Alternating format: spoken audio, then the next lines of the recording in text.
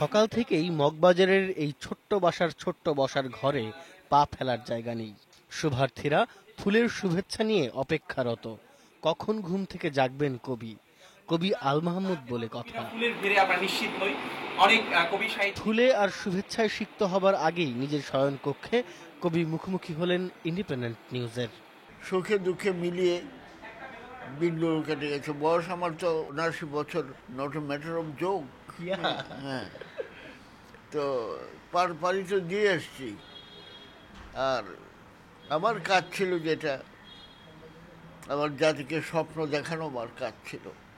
কবির কাজও তাই, এটা আমি দেখিয়েছি।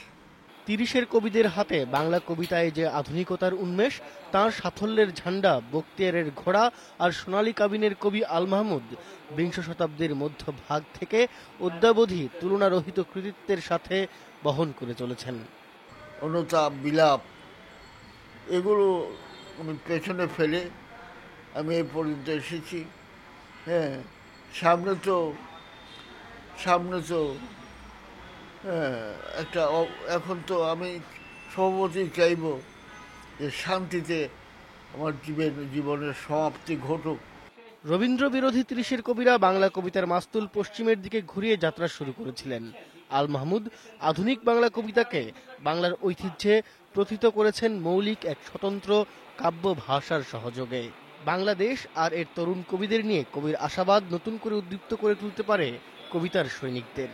কবিদেরকে আমি একটা জিনিস শুধু বলবো, সেটা হলো যে লিখতে হবে, পড়তে হবে। হ্যাঁ, বিশ্ব সাহিত্যের একটা তরঙ্গ আছে, হ্যাঁ, আন্তর্জাতিক সাহিত্যের।